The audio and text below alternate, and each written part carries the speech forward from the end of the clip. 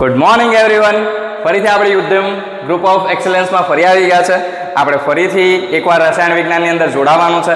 આપણે એક લેક્ચર પૂર્ણ કર્યો છે, બીજા લેક્ચર તરફ આપણે આજે આગળ વધવાનું છે. આપણે અગાઉના લેક્ચરમાં બે નિયમો જોઈ લીધા છે, રાસાયણિક સંયોગીકરણના નિયમો, જેમાં તમને દળ સંચયનો નિયમ અને નિશ્ચિત પ્રમાણતાનો નિયમ ખૂબ સારી રીતે સમજાઈ ગયો હશે, મને એવી આશા છે. આજે આપણે ત્રીજો નિયમ સમજવાનો છે, ગુણક પ્રમાણનો નિયમ.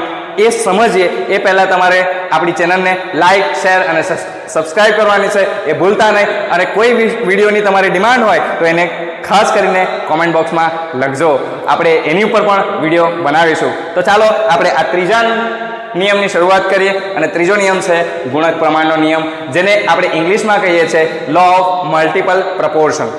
તો લો ઓફ મલ્ટિપલ પ્રપોર્શન શું કહે છે, એટલે કે ગુણક પ્રમાણનો નિયમ. તો નિયમ તો ખાસો મોટો લાગે છે, પણ કહેવા શું માંગે છે એ સમજીએ. જ્યારે બે તત્વો સંયોજાઈ એક કરતાં વધારે સંયોજનો બનાવે છે, ત્યારે એક તત્વના દળ બીજા તત્વના સંયોજાતા નિશ્ચિત દળ સાથે જોડાય છે. તે નાની પૂર્ણાંક સંખ્યાના ગુણોત્તરમાં હોય છે.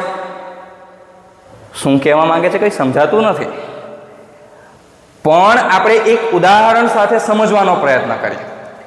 શું કીધું છે કે પહેલું બે તત્વો, તો કે કોઈ પણ બે તત્વો સંયોજાય અને એક કરતાં વધારે સંયોજન બનાવે. તો સમજો કે કાર્બન અને ઓક્સિજન આ બંને સંયોજાયા અને બે પ્રકારના તત્વો બનાવ્યા. એક બને છે કાર્બન ડાયોક્સાઇડ અને કાર્બન અને ઓક્સિજનના સંયોજનથી બને છે કાર્બન મોનોક્સાઇડ.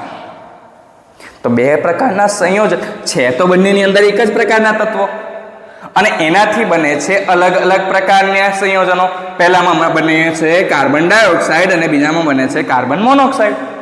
તો હવે આની પછીની વાત સમજીએ કે ત્યારે એક તત્વના દળ અને બીજા તત્વના સંયોજાતા નિશ્ચિત દળ સાથે, એટલે કે આ બંનેની અંદર કાર્બનનું પ્રમાણ જે છે એ નિશ્ચિત છે. એટલે કે સમજો કે કાર્બનનું દળ કેટલું હોય છે 12 યુનિટ અને ઓક્સિજનનું દળ આપણને ખબર છે 16 યુનિટ. તો નિશ્ચિત દળ સાથે જોડાય છે, એટલે કે આ બંનેની અંદર કાર્બન એક જ છે, એટલે બંને બાજુ કાર્બનનું દળ કેટલું આવશે તો કે 12.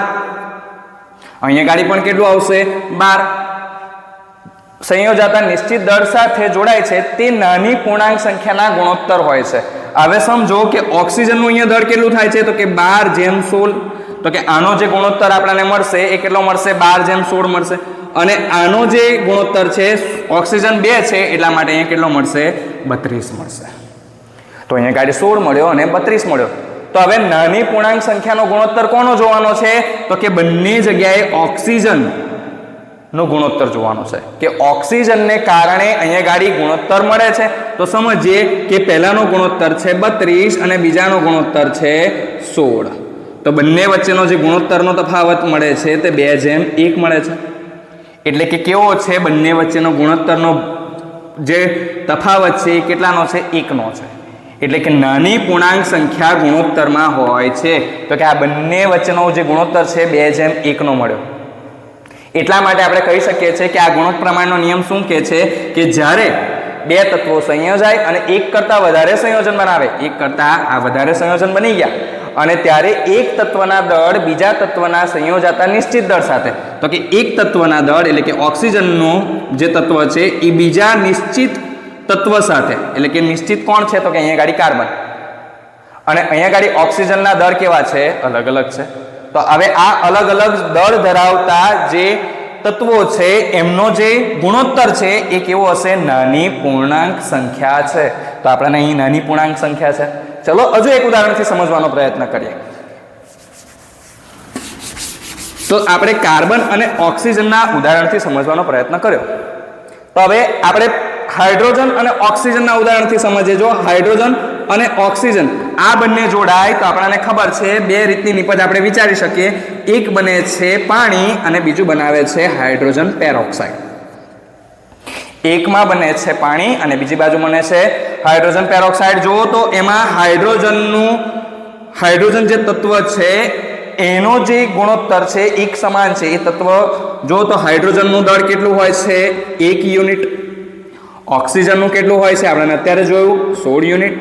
તો અહીંયા ગાડી હાઇડ્રોજન એટલે કે પાણીનો જે ગુણોત્તર થશે એ કેટલો થશે 2:16 નો, અને અહીંયા ગાડી જે ગુણોત્તર થાય છે એ કેટલો થશે 2:32.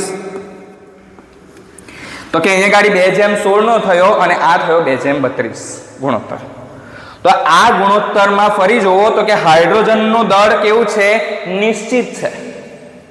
જ્યારે આ ઓક્સિજન છે એ ઓક્સિજનનું દળનો જે તમે ગુણોત્તર મેળવશો તો જુઓ તમે ઓક્સિજનનો ગુણોત્તર એકવાર ઓક્સિજન છે અને બીજી વાર O2 છે.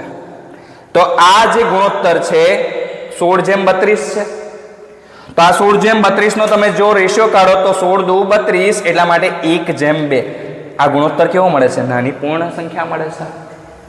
હવે મને આશા છે તમને સમજવામાં થોડીક સરળતા રહી હશે.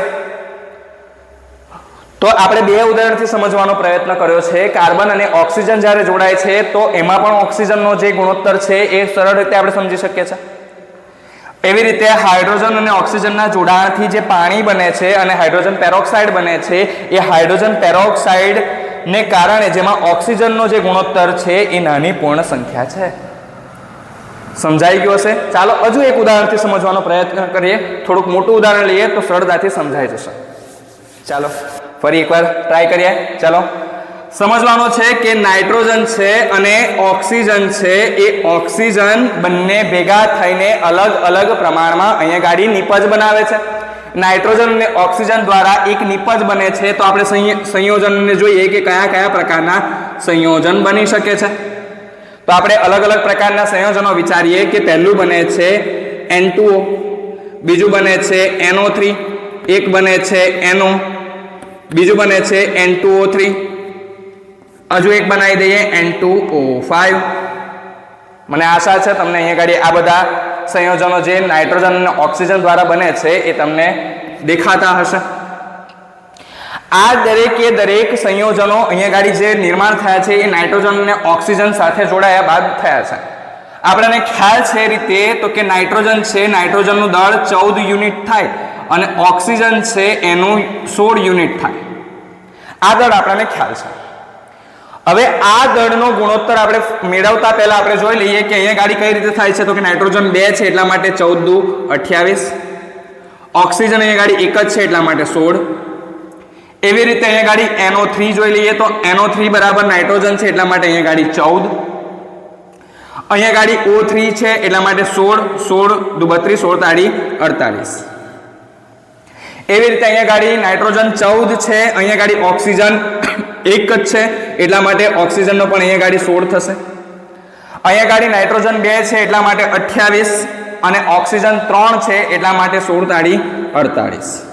એવી રીતે અહીંયા ગાડી નાઇટ્રોજન 2 છે એટલા માટે 14×28 અને ઓક્સિજન 5 છે એટલા માટે આપણે 16×5 = 80. તો આ બધાનું આપણે અહીંયા ગાડી દળ જોઈ લીધું છે કે કઈ રીતે દળ થાય છે. હવે આપણે મુખ્ય રીતે જોવાનું છે કે નાઇટ્રોજન અને ઓક્સિજન નો ગુણોત્તર. પરંતુ આપણે એક વસ્તુ નક્કી કરી હતી કે એક જેની સાથે સંયોજાય છે તો એમાં એક તત્વ જે છે એનું દળ કેવું હોવું જોઈએ? નિશ્ચિત. તો અહીંયા ગાડી નિશ્ચિત છે નહીં. બે જગ્યાએ દેખો કે અહીંયા ગાડી 14 છે અને 3 જગ્યાઓ પર 28 છે. તો આપણે એક જે નાઇટ્રોજન છે એનું દળ આપણે નિશ્ચિત કરી દઈએ. બરાબર છે? તો પહેલી જગ્યાએ તો 28 છે તો 28 ની સામે 16 જ રહેશે ઓક્સિજન. અહીંયા ગાડી 14 છે તો 14 ની બદલે મારે 28 કરવા હોય તો કેટલા વડે ગુણવું પડશે? 2 વડે ગુણવું પડશે. તો 48 ને પણ 2 વડે ગુણવું પડશે. બરાબર છે? તો 14×2 = 28 થઈ જશે અને 48 ને 2 વડે ગુણીએ તો 8×2 = 16 અને 4×2 = 8 ને 1 9 એટલે 96 થઈ જશે. ચાલો એવી રીતે અહીંયા ગાડી 14 છે, 14 ને 28 માં ફેરવવા માટે 2 વડે ગુણવું પડશે. એવી રીતે અહીંયા 16 ને પણ 2 વડે ગુણવું પડશે. તો 14×28 અને 16×32 આપણને મળી ગયું. 28 છે તો કોઈ જાતની આપણને તકલીફ છે નહીં, કોઈ જાતની આપણને પરેશાની છે નહીં. તો આપણે એવી રીતે અહીંયા ગાડી 48 જોઈ લઈએ. અહીંયા ગાડી 28 છે તો આ પણ 28 થઈ જાય છે અને આ પણ 80 થઈ જાય છે. હવે આ દરેક જગ્યાએ નાઇટ્રોજનનું જોઈ લો તત્વ જે છે નાઇટ્રોજન તત્વ એના દળ નિશ્ચિત થઈ ગયું. એની સામે ઓક્સિજન કેવું છે? અલગ અલગ પ્રકારે મળે છે. તો આપણે જોઈએ તો આ 16 છે તો 16×1 = 16 થાય, 16×2 = 32 થાય, 16×3 = 48 થાય, 16×4 = 64 તો છે નહીં પણ 16×5 = 80 થાય, 16×6 = 96. તો તમે જોઈ શકો છો અહીંયા ગાડી 1:6:2:3:5 ખૂબ જ નાની નાની પૂર્ણાંક સંખ્યાઓનો ગુણોત્તર મળે છે. આ જે અહીંયા ગાડી ગુણોત્તર તૈયાર થયો છે એ ગુણોત્તરમાં જુઓ કેવી નાની નાની પૂર્ણ સંખ્યા થયો છે. તો આ રીતે આપણે સમજી શકીએ છીએ કે ગુણક પ્રમાણનો નિયમ એ એક નિશ્ચિત તત્વ સાથે જ્યારે સંયોજાય છે તો એમની સાથે જોડાતા બીજા જે તત્વ છે એના જે દળનો ગુણોત્તર છે એ કેવો હોય છે? નાની પૂર્ણાંક સંખ્યા હોય છે. મીન્સ કે સ્મોલ હોલ નંબર. આ રિપ્રેઝેન્ટ કરે છે law of reciprocal proportion, means કે ગુણક પ્રમાણનો નિયમ. આશા છે મને આખો તમને આ નિયમ સમજવામાં ખૂબ સરળતા રહી હશે. આપણે આના પછી બીજો નિયમ જોઈએ કે જે સમજાવે છે. એ નિયમને આપણે નંબર ન આપતા, એ પારસ્પરિક પ્રમાણનો નિયમ છે જે બોર્ડની એક્ઝામમાં આવતો નથી, તમારા ટેક્સ્ટબુકમાં આપ્યો નથી, પણ ઘણીવાર JEE નીટ જેવી પરીક્ષાઓમાં એને લગતા પ્રશ્નો પૂછાય છે. એટલા માટે આના પછીનો નિયમ જોઈએ, પારસ્પરિક પ્રમાણનો નિયમ. તો જોઈએ આપણે. ચાલો, આપણે ગુણક પ્રમાણનો નિયમ સમજી લીધો. હવે સમજીએ એના પછી પારસ્પરિક પ્રમાણનો નિયમ. હવે ગુણક પ્રમાણનો નિયમ આપણી જે NCERTની બુક છે એમાં આપેલો છે. આ પારસ્પરિક પ્રમાણનો નિયમ આપ્યો નથી, પણ ઘણીવાર JEE નીટની અંદર પરીક્ષામાં આને લગતો કદાચ પ્રશ્ન આવી જાય છે. એટલા માટે આપણે આ નિયમને એકવાર સમજી લઈએ. તો નિયમ શું કહે છે તે રીતનું છે તો કે જ્યારે બે તત્વો ચોક્કસ દળ ધરાવતા ત્રીજા તત્વ સાથે જોડાય છે, મીન્સ કે સંયોજાય છે, ત્યારે તેમના દળનો ગુણોત્તર સમાન હોય છે, અથવા તો તે જે સંયોજનના ગુણોત્તરમાં જોડાય છે તે તેનો એક સામાન્ય ગુણક હોય છે. આગળના નિયમની જેવું જ છે પણ થોડુંક અલગ પડે છે. તો અહીંયા આગળ શું છે? જ્યારે બે તત્વો ત્રીજા તત્વ સાથે જોડાય, ઉદાહરણ તરીકે સમજીએ, કાર્બન છે અને સલ્ફર છે, એ બંને જોડાય છે ત્રીજા તત્વ સાથે જેની અંદર સમાન દળ હોય. તો કે કાર્બન અને સલ્ફર બંને જોડાયા અને શું બનાવે છે? તો કે કાર્બન જ્યારે ઓક્સિજન સાથે જોડાય છે, કાર્બન ઓક્સિજન સાથે જોડાશે તો એ બનાવે છે કાર્બન ડાયોક્સાઇડ, અને સલ્ફર જ્યારે ઓક્સિજન સાથે જોડાય છે એટલે બનાવે છે સલ્ફર ડાયોક્સાઇડ. તો એ પ્રમાણે અહીંયા ગાડી જોઈએ તો કે આનો જે ગુણોત્તર થાય છે તો કે કાર્બનનું દળ કેટલું થશે? 12. ઓક્સિજનનું જે દળ થાય છે એ ઓક્સિજનનું દળ થાય છે 16, અને સલ્ફરનું જે દળ થાય છે એ 32. તો અહીંયા ગાડી આપણે જોઈ લઈએ તો કે આ નિયમ મુજબ શું થાય છે કે કાર્બન ઓક્સિજન સાથેનો જે ગુણોત્તર થશે એ કેટલો થશે? 12:32. અને અહીંયા ગાડી આપણે જોઈશું તો કેટલો થશે? 32:32. આ જે ગુણોત્તર છે એ જો કેટલો મળે છે? 12:32 મળે છે ને 32:32 મીન્સ કે અહીંયા ગાડી 1:1 નો મળે છે. અહીંયા ગાડી આપણે જોઈ શકીએ છીએ એ રીતે, બરાબર છે? તો કે 12:32 નો મળે છે.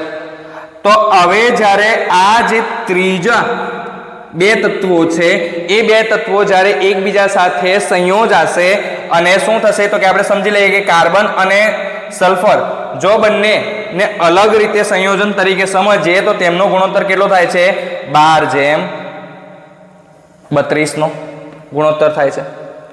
તો એના સમાન હશે, એટલે કે આ બંનેના કોઈના સમાન હશે કાં તો એક નાના એના ગુણક મુજબ હશે. તો સમજીએ તો કે આના દ્વારા જે નિપજ બને છે એ નિપજ કેટલી બને છે? CH2, કાર્બન અને સલ્ફરના બંનેના સંયોજનથી શું બને છે? કાર્બન સલ્ફાઇડ બને છે. એટલે કે CH2 બને તો એનો ગુણોત્તર કેટલો થશે? 12:32 છે, એટલે 32:2 64. બરાબર છે? એટલે કે અહીંયા ગાડી આપણે 4×12 અને 16 × 64 એટલે 3:4 નો ગુણોત્તર મળશે. અને એનો જે મુખ્ય ગુણોત્તર છે એ કેટલો છે? 12:32 નો છે. તો આપણે હવે સિમ્પલ રીતે આ જે ગુણોત્તર મળે છે એ કેટલા ગુણકમાં મળે છે એ જોઈ લઈએ. તો કે સામાન્ય ગુણોત્તર કેટલો થાય છે? 12:32. એટલે કે અહીંયા ગાડી આપણે એ જ રીતે કરીએ તો કે 16:32 અને 6:12 એવી રીતે હજુ થશે 2×6 એટલે 3:1 નો ગુણોત્તર મળશે. તો કે અહીંયા ગાડી કાર્બન અને સલ્ફરનો જ્યારે આપણે ગુણોત્તર મેળવીએ છીએ સામાન્ય ગુણોત્તર તો એ મળે છે 3:1, અને ત્રીજું જે સંયોજન બન્યું કાર્બન અને સલ્ફરનું એ બને છે કાર્બન ડાયસલ્ફાઇડ. એનો જે ગુણોત્તર મળે છે એ 3:4 છે. હવે આ બંનેનો ગુણોત્તર આપણે જ્યારે ભેગું કરીને કાઢીએ છીએ એટલે કે આને લઈ લઈએ તો 3/1 અને આખાના છેદમાં આપણે જોઈએ 3/4. તો 3 ઉડી ગયા તો આપણને ગુણોત્તર મળે છે 1/4. તો તમે જોઈ શકો છો એ નાનો એક ગુણક તરીકે 1/4 મળે છે. તો કે આ બાબત આપણને દર્શાવે છે કે જ્યારે કોઈ બે તત્વની વાત કરીએ તો બે તત્વ જ્યારે ત્રીજા તત્વ સાથે જોડાતું હોય અને નાના ગુણકની અંદર જોડાતું હોય તો આપણે નિયમની અંદર ધ્યાન રાખીશું કોને ટીક કરવાનું છે. એમસીક્યુ તરીકે પૂછાય તો પારસ્પરિક પ્રમાણનો નિયમ. ત્યાં ગાડી ગુણક પ્રમાણનો નિયમ નહીં આવે. ગુણક પ્રમાણનો નિયમ શું થાય છે તો કે બે તત્વો એકબીજા સાથે સંયોજાય. જ્યારે બે તત્વની વાત હોય તો ગુણક પ્રમાણનો નિયમ દાખલ થશે, પરંતુ જ્યારે ત્રણ તત્વોની વાત આવે અને એ સંયોજાતા હોય અને એમના ગુણોત્તરની વાત થતી હોય તો કયો થશે? Law of reciprocal proportion. Means કે પારસ્પરિક પ્રમાણનો નિયમ, જે તમને અહીંયા ગાડી સમજાયો છે. બરાબર છે. ચાલો હજુ એક ઉદાહરણથી સમજવાનો પ્રયત્ન કરીએ કે કઈ રીતે આ ગુણોત્તર બને છે. તો કે કાર્બન અને સલ્ફરનું એક ઉદાહરણ લઈ લીધું. એવી રીતે આપણે હજુ એક ઉદાહરણ સમજીએ તો કે જ્યારે હાઇડ્રોજન છે, હાઇડ્રોજન ઓક્સિજન સાથે સંયોજાય છે. એવી જ રીતે જો સલ્ફર છે એ સલ્ફરને પણ શું કરીએ છીએ આપણે? ઓક્સિજન સાથે સંયોજાઈએ. તો આ બંને જ્યારે એકબીજા સાથે સંયોજાય છે અને જ્યારે અહીંયા ગાડી હાઇડ્રોજન સલ્ફર સાથે જોડાશે તો કે હાઇડ્રોજન જ્યારે ઓક્સિજન સાથે સંયોજાય તો શું બનાવે છે? પાણી બનાવે છે. સલ્ફર જ્યારે ઓક્સિજન સાથે સંયોજાય છે તો આપણે એ જ આગળનું ઉદાહરણ જોઈ લઈએ કે સલ્ફર ડાયોક્સાઇડ બનાવે છે. અને તો આનો ગુણોત્તર જે બનશે કેટલો થશે? 1/8 નો થાય છે. એવી રીતે અત્યારે સલ્ફરનો જોયો તો 32/32 એટલે 1/1. બરાબર છે. તો કે આ બંનેના ગુણોત્તરનો તફાવત તો ખૂબ નાનો છે, એ આપણે સમજી લીધું. પરંતુ જ્યારે આ ત્રીજું સંયોજન બને એટલે કે H2S, તો H2S તો કે હાઇડ્રોજન અને સલ્ફરનો આપણે જ્યારે ગુણોત્તર કાઢીએ છીએ તો 1/32 નો મળે છે. તો આપણે અહીંયા ગાડી જોઈ લઈએ તો કે H2S નો જ્યારે ગુણોત્તર કાઢીશું તો કેટલો મળશે? H2S નો ગુણોત્તર 2/32. તો અહીંયા ગાડી 1/16 નો મળશે ગુણોત્તર. તો હવે આ બંનેના ગુણોત્તરને એકબીજા સાથે જ્યારે મેળવીએ છીએ તો એ ગુણોત્તરને કઈ રીતે? તો કે 1/32 અને આખાના છેદમાં 1/16. તો અહીંયા ગાડી 1 કેન્સલ થઈ જશે. 16×2 = 32. એટલા માટે અહીંયા ગુણોત્તર મળશે 2/1. તો તમે જોઈ શકો છો ખૂબ જ નાનો ગુણોત્તર મળે છે. તો તમને મને આશા છે કે પારસ્પરિક પ્રમાણનો નિયમ સમજાઈ ગયો હશે. જો ન સમજાયો હોય તો તમારા જે પ્રશ્નો થતા હોય એ તમે કમેન્ટ બોક્સમાં લખજો, અમે એનું સોલ્યુશન તમને આપીશું. દરેકે દરેક પ્રશ્નનો તમને ઉત્તર મળશે, ચિંતા કરતા નહીં. પરંતુ જ્યારે આપણે બે તત્વની વાત કરીએ છીએ એ ગુણક પ્રમાણનો નિયમ સમજાવે છે અને જે પારસ્પરિક પ્રમાણનો નિયમ છે એ ત્રણ તત્વો જ્યારે સંયોજાય છે તો એ આ વસ્તુને દર્શાવે છે. તો ત્રણ તત્વો માટેની જ્યારે આપણે વાત કરીએ છીએ તો પારસ્પરિક પ્રમાણનો નિયમ આવશે. દેટ મીન્સ કે લો ઓફ રેસિપ્રોકલ પ્રપોર્શન, જે તમારી ટેક્સ્ટબુકમાં આપ્યો નથી પરંતુ ઘણીવાર પ્રશ્નો તરીકે પૂછાઈ જાય છે. તો ધ્યાન રાખવું, કાળજી રાખવું. એના પછીનો આપણે અગાઉનો નિયમ જોઈએ, ગેલ્યુસેકનો નિયમ. તો આપણે આગળ જોઈએ. ચાલો તો મિત્રો, તમને પારસ્પરિક પ્રમાણનો નિયમ સમજાઈ ગયો હશે. આપણે હવે સમજવાનો છે ગેલ્યુસેકનો વાયુમય કદનો નિયમ. જેમાં શું કહેવા માંગે છે તે બાબત આપણે ફરી એકવાર સમજવાનો પ્રયત્ન કરીએ કે જ્યારે રાસાયણિક પ્રક્રિયાઓમાં વાયુઓ સંયોજાય છે અથવા ઉત્પન્ન થાય છે ત્યારે જો વાયુઓ સમાન તાપમાને અને દબાણે હોય તો તેમના કદ સાદો ગુણોત્તર દર્શાવે છે.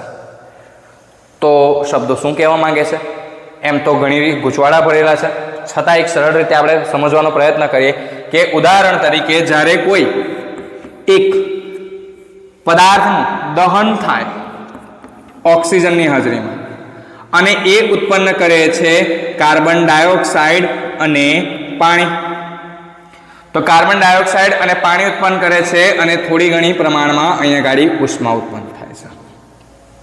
તો આ પ્રક્રિયા દરમિયાન શું થશે તો કે આ જે કાર્બન છે કાર્બન એક જ છે તો પ્રક્રિયા સમીકરણને સંતુલિત કરવું જરૂરી છે.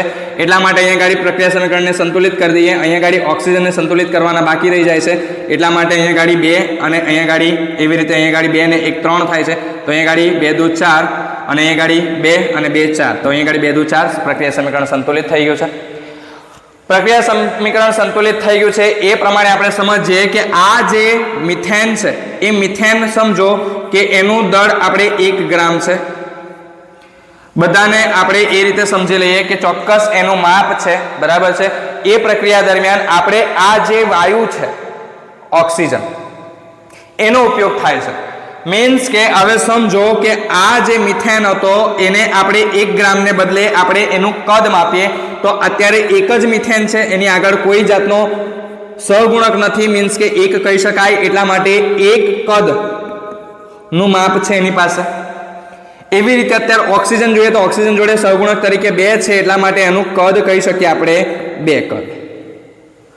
2 કદનો વાયુ થાય છે. અને એવી રીતે કાર્બન ડાયોક્સાઇડ કેટલો ઉત્પન્ન થાય છે તો કે 1 કદનો અને પાણી કેટલું ઉત્પન્ન થાય છે તો કે 2 કદ માપ જેટલું. તો કે અહીંયા ગાડી તમે જોઈ શકો છો જે કદનો ગુણોત્તર છે એ કેવો રહે છે, સમાન રહે છે. જેવું આપણે અગાઉનામાં દળ સંચયના નિયમમાં સમજેલા છે કે દળની વાત કરી હતી એવી રીતે અહીંયા ગાડી આપણે કદ સમજવાનું છે. જે કદ છે એ કદનો જે ગુણોત્તર આપણાને સાદો ગુણોત્તર દર્શાવે છે એ સમજાવે છે. તો આ બાબત આ રીતે આપણે સમજી. હવે આ ઉદાહરણને એક દાખલા સ્વરૂપે આપણે સમજવાનો પ્રયત્ન કરીએ. તો શું કે છે દાખલો, આ જ સમીકરણને આ જ બાબતને આપણે સમજીએ કે જો 100 ml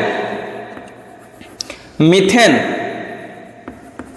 વાયુ નું દહન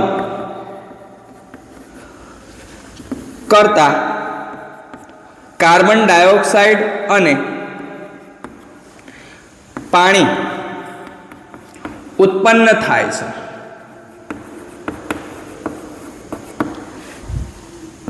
તો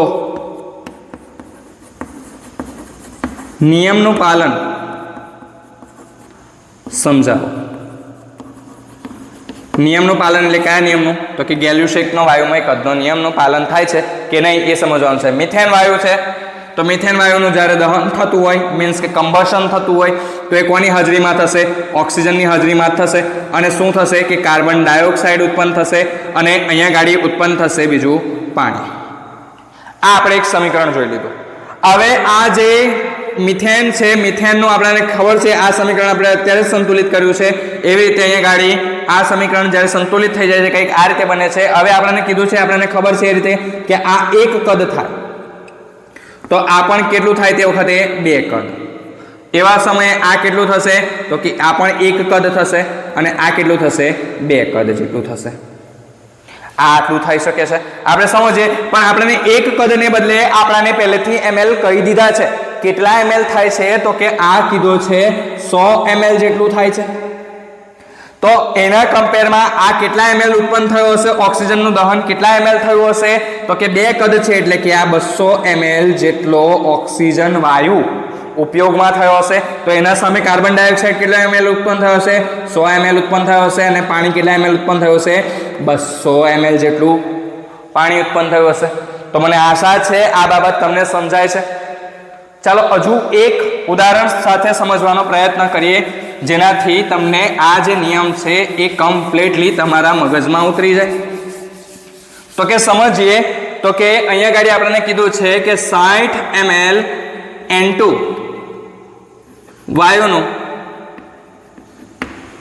વાયુની પ્રક્રિયા 60 ml હાઇડ્રોજન સાથે કરતા મળતા અમોનિયા ના કદની ગણતરી કરો. તો આપણે N2 આવ્યો છે અને H2 આવ્યું છે. આપણને ખ્યાલ છે જ્યારે N2 છે અને H2 છે એ બંને જ્યારે સંયોજાય ત્યારે બનાવે છે અમોનિયા NH3. તો પ્રક્રિયા સમીકરણને જેવી રીતે આપણે સંતુલનમાં લાવવાનું છે એ રીતે સંતુલિત કરી દઈએ તો અહીંયા ગાડી આપણને ખબર છે એ રીતે 2 અમોનિયા કરી દઈએ તો 3 દુ 6, તો અહીંયા ગાડી આપણે એને 3 વડે કરવું પડે. એટલે કે અહીંયા ગાડી એક કદ જ્યારે નાઇટ્રોજનનું હોય ત્યારે અહીંયા ગાડી 3 કદ શેના હશે? હાઇડ્રોજનના. તો એવી રીતે અહીંયા ગાડી 2 કદ શેના ઉત્પન્ન થાય છે? અમોનિયાના ઉત્પન્ન થાય છે. તો એ રીતે આપણે સમજી શકીએ છીએ. આપણને અહીંયા ગાડી કેટલું આપ્યું છે? 60 ml આપણને શું આપ્યો છે? નાઇટ્રોજન આપ્યો છે. એની સામે આપણને બીજું હાઇડ્રોજન છે પણ કેટલું આપ્યું છે? 60 ml જ આપ્યું છે. તો સિમ્પલ વસ્તુ છે કે 3 કદ હોય એની સામે એક જ કદ વપરાય. તો આ 3 ગણું આપણે સમજીએ તો એની સામે આપણો જે આ નાઇટ્રોજન છે કેટલા ml વપરાશે? માત્ર ને માત્ર 20 ml. 20 ml જેટલો જ વપરાશે. સમજાય છે કે કઈ રીતે છે? તો કે આ 60 ml હોય એટલે કે આપણે એને 3 ગણા કરીએ તો 3 આના ભાગ્યા 3 કરી દઈએ તો આપણને કેટલું મળશે? 20 ml મળશે. તો એનો 20 ml એટલે એક ભાગ થયો. એ 20 ml પ્રક્રિયા કરશે કોની સાથે? 60 ml સાથે. તો આપણને કેટલું મળશે? તો કે 60 ml ભાગ્યા 2 એટલે 60 ને 20 કેટલું થશે? 80 ml. તો કે આપણને અમોનિયાનું કદ કેટલા ml મળે છે? તો કે 80 ml જેટલું મળે છે. તો કે આ રીતે આપણે સમજી શકીએ છીએ કે આ જે નિયમ છે એ નિયમ ગેલ્યુસેકનો વાયુમય કદનો નિયમની સાબિતી કરે છે. આ નિયમને આપણે સંપૂર્ણ રીતે સમજી લીધો છે, જેને 3 ઉદાહરણથી સાથે સમજવાનો પ્રયત્ન કર્યો. હવે આપણે અગાઉનો નિયમ સમજવાનો છે જે એવોગાડ્રોનો નિયમ થાય છે, જેને આપણે ફરી સમજીએ. ચાલો તો સમજવાની શરૂઆત કરીએ. ચાલો, આશા છે મને તમને અગાઉના જે નિયમ આપણે સમજ્યા છે એ સમજાઈ ગયા હશે. હવે આપણે સમજવાનો છે એવોગાડ્રોનો નિયમ. હવે આપણે એવોગાડ્રોનો નિયમ, આ છેલ્લો નિયમ છે, આપણે સમજી લઈએ. ત્યારબાદ વિડીયોની આપણે પુનરાવૃત્તિ કરીએ છીએ. એટલે કે સમાન તાપમાને અને દબાણે વાયુઓના સમાન કદ સમાન સંખ્યાના અણુઓ ધરાવે છે. તો શું કહે છે? તો કે સમાન તાપમાન હોવું જોઈએ અને સમાન દબાણ હોવું જોઈએ, અને એવા સમયે સમાન કદ હોય તો સમાન સંખ્યાના અણુઓ ધરાવે. એટલે શું કહેવા માંગે છે કે સમજો એક પાત્ર છે, એ પાત્રની અંદર આપણે આ જે પાત્ર છે એ કેટલું છે? 100 ml નું. આ 100 ml નું પાત્ર છે, એની અંદર આપણે ઓક્સિજન વાયુ ભરી દીધો. તો એ ઓક્સિજન વાયુ હતો એ કેટલા મોલ્સ હતા? તો કે આપણે ધારી લઈએ તો કે x મોલ્સ ઓક્સિજન વાયુ હતો. 100 ml નું જે પાત્ર હતું એમાં ઓક્સિજન કેટલો સમાયેલો છે? તો કે x મોલ જેટલો સમાયેલો છે. તો હવે મેં એ 100 ml ના પાત્રની અંદર ઓક્સિજનને બદલે મેં જ્યારે હું હાઇડ્રોજન કરી દઉં તો શું મોલની સંખ્યા બદલાશે?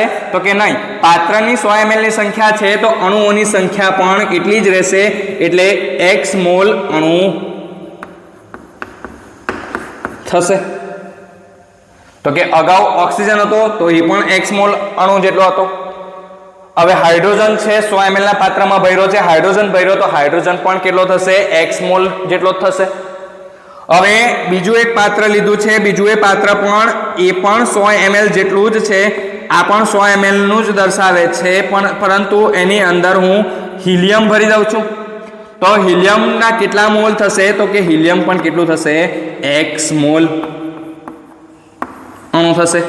હિલિયમના કેટલા અણુ થાય? તો કે x મોલ જેટલા જ થશે, આપણે કહી શકીએ છીએ. એટલે એવી રીતે દરેકે દરેક પ્રક્રિયામાં જો હિલિયમની જગ્યાએ હું પાણી ભરી દઉં તો પાણીના કેટલા 100 ml છે તો કેટલા મોલ થશે? તો કે x મોલ અણુ થશે. કોના થશે? તો કે એ પાણીના થશે. આપણે ચલો એક સરળતાથી ફરી એક ઉદાહરણથી સમજવાનો પ્રયત્ન કરીએ, જેથી બાબત સંપૂર્ણપણે સમજાય જાય.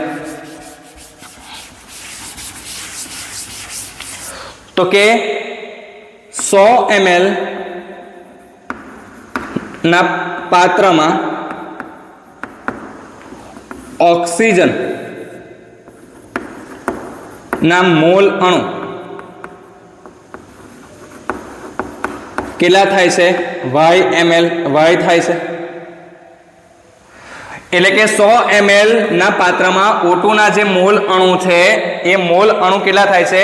y થાય છે. તો હવે એ 100 ml નું જે પાત્ર છે એ 100 ml ના પાત્રમાં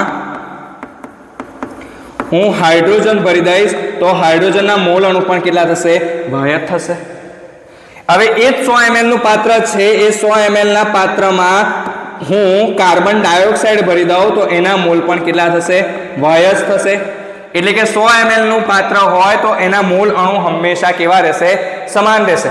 પરંતુ જો આપણે આને હવે હું કહું કે 50 ml ના પાત્રમાં CO2 વાયુના મોલ અણુ, તો આપણે આના ભાગ્યા 2 કર્યા છે, તો સિમ્પલ વસ્તુ છે, જે મોલ અણુ છે એના ભાગ્યા પણ કેટલા કરી દેવાના? 2, તો y/2 એટલે કે ભાગ્યા 2 થઈ જશે. એટલે કે જેવી રીતે અહીંયા ગાડી વાત કરી છે કે સમાન દબાણે ને સમાન તાપમાને વાયુના સમાન કદ ના સમાન સંખ્યામાં અણુઓ ધરાવે છે. એટલે કે જો કદ સમાન મળતું હોય આપણાને પહેલેથી, તો અણુ પણ સમાન જ મળશે. અહીંયા ગાડી જોઈ લીધું આપણે 3 ઉદાહરણમાં, તો એવી જ રીતે અહીંયા ગાડી પણ એ જ પ્રક્રિયા છે. તો આ ઉદાહરણથી મને આશા છે તમને સમજાઈ ગઈ હશે કે એવોગાડ્રોનો નિયમ શું કહેવા માંગે છે. તો આજે આપણે જે રીતે નિયમો સમજ્યા છે, પહેલો નિયમ આપણે સમજ્યા ગુણક પ્રમાણનો નિયમ, બીજો આપણે પારસ્પરિક પ્રમાણનો નિયમ જોયો, ત્યારબાદ આપણે ગેલ્યુસેકનો નિયમ જોયો, અને ત્યારબાદ જોયું છે આપણે છેલ્લે એવોગાડ્રોનો નિયમ. આ ચારે 4 નિયમો સંપૂર્ણપણે મને આશા છે તમને સમજાઈ ગઈ હશે. જો તમને આ બાબત સમજાઈ ગઈ હોય અને સારી લાગી હોય તો તમે આ ચેનલને સબસ્ક્રાઇબ કરી શકો છો, લાઈક શેર ખાસ કરજો, અને કોઈ બાબત તમને ગમતી હોય તો એ તમે કોમેન્ટ્સમાં દર્શાવી શકો છો, અને કોઈ બાબતના તમે સજેશન આપવા માંગતા હોય તે પણ કોમેન્ટમાં લખો, જેથી અમને એ વસ્તુમાં સુધારો કરવાની ખબર પડે. અને કોઈક તમને બાબત ગમતી હોય તો એ બાબત ખાસ કોમેન્ટમાં લખજો. અમારે તમારા પ્રતિસાદની ખૂબ આશા હોય છે, તો ખાસ કરી તમે લાઈક શેર સબસ્ક્રાઇબ સાથે કોમેન્ટ કરજો. આવતા વિડીયોમાં મળીશું. Bye bye.